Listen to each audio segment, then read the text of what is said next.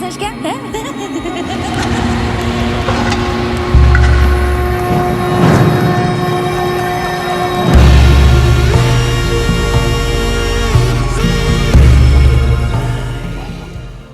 ঈদ মানেই বাংলাদেশের সিনেমা ইন্ডাস্ট্রিতে নতুন উন্মাদনা। দর্শকদের জন্য যেমন এটি বিনোদনের বড় উৎসব, তেমনি নির্মাতাদের জন্য বছরের সবচেয়ে বড় বাণিজ্যিক সময়। সদ্য শেষ হওয়া ঈদ উল ফিতরে মুক্তি পেয়েছিল একাধিক সিনেমা। বনলতা এক্সপ্রেস, রাক্ষস, প্রেসার কুকার ও দম দর্শকদের মধ্যে তৈরি করেছিল মিশ্র প্রতিক্রিয়া। তবে এর মধ্যেও কিছু সিনেমা এখনো প্রেক্ষাগৃহে দর্শক টানছে।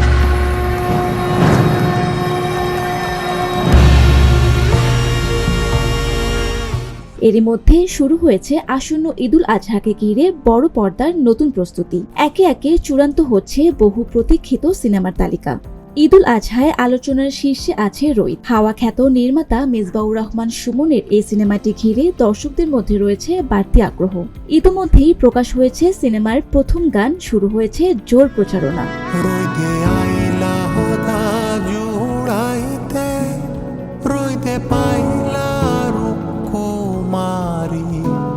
ঈদ মানেই এখন শাকিব খান।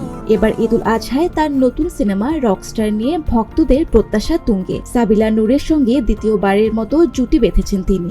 আরফিন শুভ ও বিদ্যা সিনহা মিমের মালিক, বুবলি আদর আজাদের পিনিক এবং নুসরাত ফারিয়া অভিনীত ট্রাইব্যুনাল সবই রয়েছে ঈদ রিলিজের তালিকায়। এছাড়া দীর্ঘদিনের প্রতীক্ষিত মাসুদ রানা, নীরবের শিরোনাম এবং উপকূলের গল্প নিয়ে হাঙর সিনেমাটিও ঈদে মুক্তির অপেক্ষায়।